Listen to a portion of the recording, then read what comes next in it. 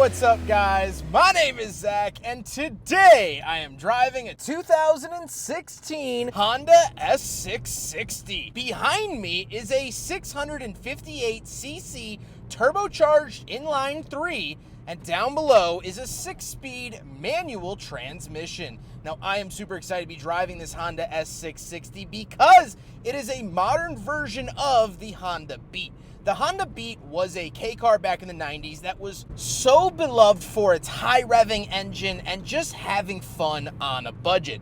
Well, the S660 is that modern counterpart, running from 2015 until 2022. And so today we're going to be digging into the adorable and lovely baby NSX from Japan. But if you'd like to submit your own vehicle and have it reviewed here on the channel, you can head on over to my website, zackpradel.com/submit. It's a quick and easy submission form. It takes under a minute to fill out, and I come out to you. And if you'd like to see all my videos weeks or sometimes months in advance, you can head on over to my Patreon for only $5 a month.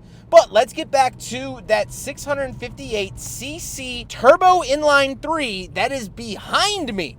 Well, a couple of things to note. First of all, it is a very specific displacement because this qualifies for Japan's K-car rules. Here in Japan, there's a classification of small, tiny cars that get tax benefits. They're cheaper to buy, cheaper to insure. Everything about them is much cheaper, but they have to fit within a certain size, and they can't have an engine bigger than 660 cc's. So within those restraints, automakers sometimes have a little bit of fun, and that's what they have here in the S660. Now, what they didn't have to do was put the engine behind me. But they did, and it is lovely. You get tons of induction noise. You really feel like you're a part of the machine as opposed to, oh, the engine's up there, I'm back here sort of feeling. No, you feel right in the middle of the action. And for handling, for sportiness, I mean, this is a mid-engine car. And honestly, like, I was halfway joking at the beginning when I called it a baby NSX, but it kind of is. It has that feeling to it. Now, we'll do some more NSX comparisons later because it kind of stops there, but you do get that lovely induction noise over your ear.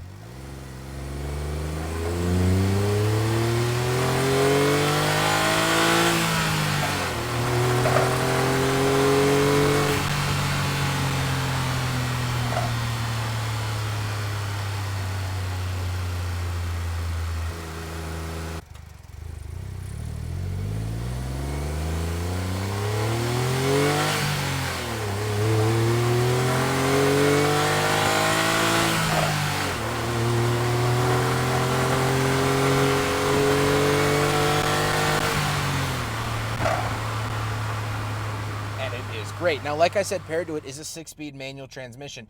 Transmission feels pretty good. It's not quite what I expect out of Honda. I expect just a touch better out of Honda. However, it's amazing. Like, this still blows any other manufacturer out of the water. It's just not quite like what the Civic Type R had, which is okay, but it is very, very fun to row your own gears. Very happy to see a 6-speed manual as opposed to a 5, which does make it a little bit more usable, especially on Japan's awesome highway systems. Last but not least, the S660 is rear-wheel drive, which of course adds to the fun.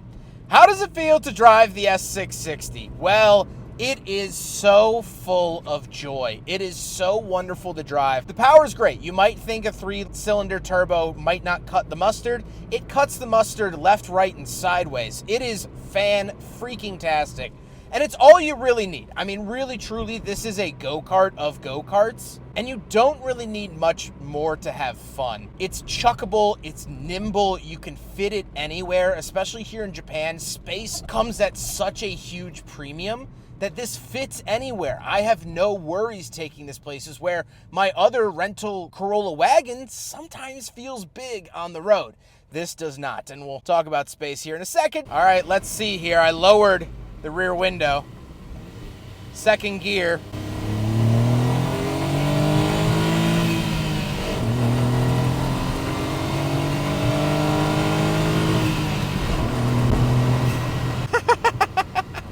I'll be honest, it's not fast even a little bit, but it's very, very engaging, and it sounds fast. In my ear, I'm getting this induction noise, this turbo noise, this engine noise, this exhaust noise.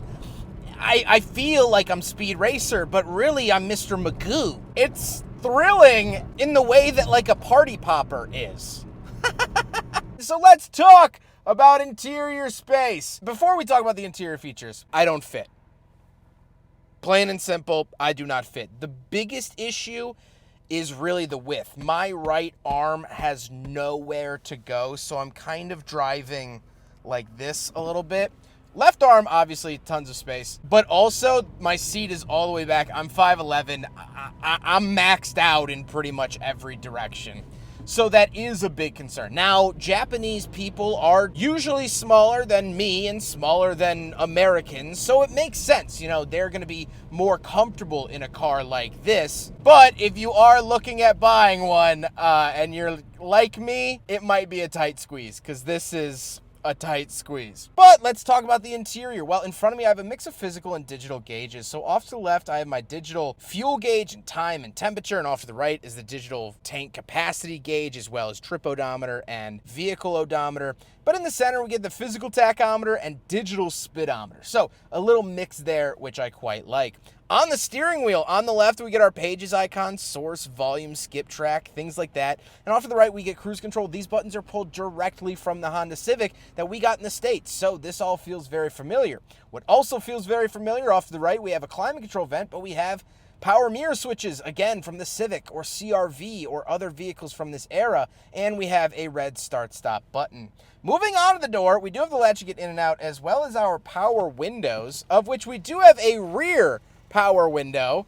Very, very cool. But that's it. Very plain and simple. Moving into the center, we do get an infotainment display. This is the traditional factory infotainment. Very, very nice to see that. It was optional, but you did get it up here, and it does come with a backup camera, which is fantastic. Absolutely love to see that, because it does have some blind spots here. But down below that, we get a single climate vent. We get our climate controls, again, very Honda-y. It sort of shares the same design philosophy as a lot of the cars that we got in the States and that the world gets abroad. Hazard switch, and we have a very tiny navigation dial for that information screen.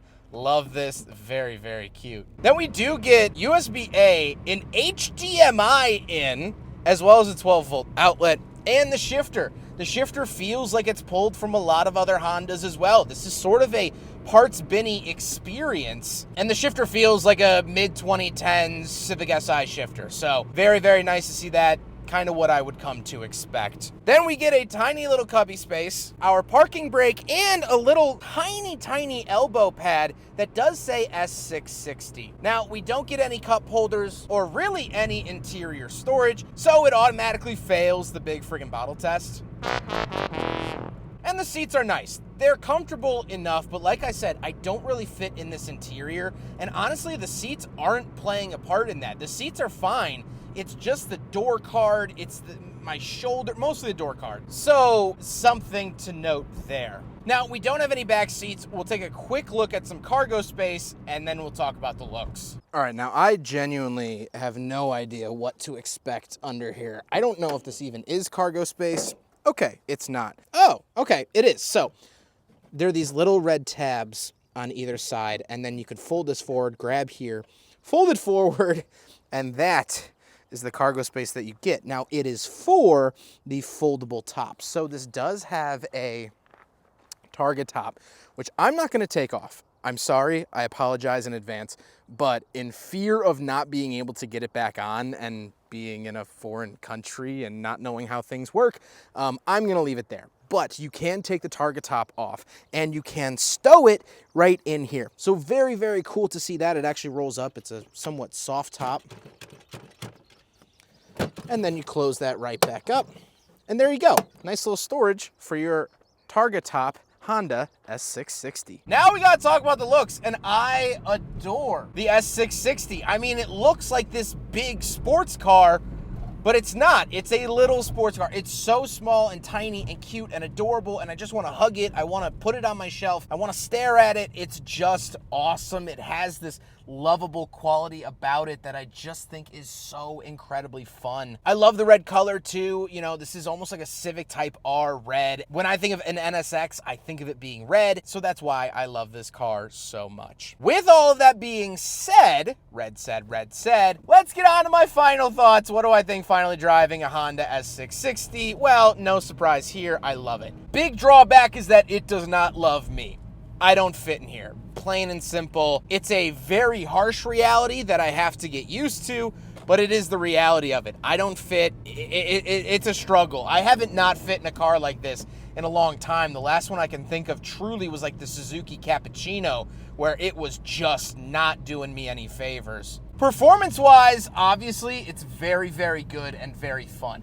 You are going to have an amazing experience driving this, albeit as long as you fit. And so the overall feeling of this car is that it's just ready for fun. K cars are meant to be affordable. That is their biggest takeaway and their biggest reason for being produced, is that they are meant to be as affordable as possible. They have yellow plates because they're taxed differently, more cheaply. And so this car enables people to have fun and own a sports car at a reduced price. Even a Mazda MX-5 Miata is going to be a lot more expensive than this car. So here's what this car is. This car is equivalent to playing sports with your friends.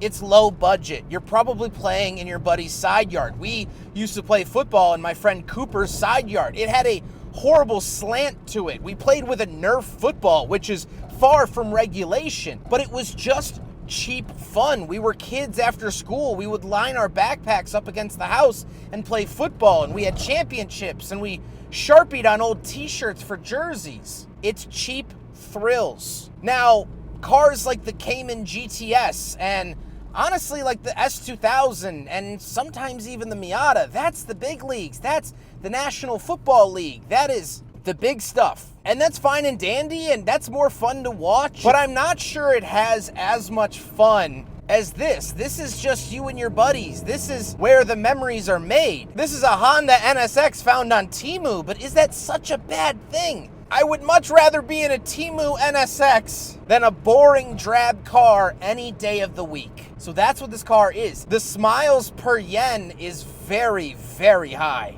And it makes me, quite frankly, never want to get out of it.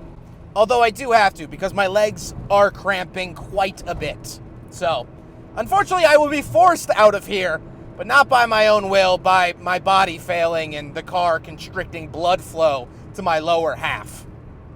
That's going to be the only reason I get out of this car. Well, I hope you guys enjoyed the video and checking out this beautiful Honda S660. What an absolute thrill. My trip here to Japan was made possible by JDM Imports. Go to collectiblejdm.com if you would like to bring home your own slice of Japan, whether it's one of their vehicles in their inventory or if you would like to source and find the perfect vehicle in Japan and bring it to the United States. You can do all of that through collectiblejdm.com. So thank you, JDM Imports, for making this trip to Japan possible. Click the link in the description below. But I hope you guys enjoyed it. Don't forget to rate the video, comment on the video, and subscribe if you really liked it. Take care, guys.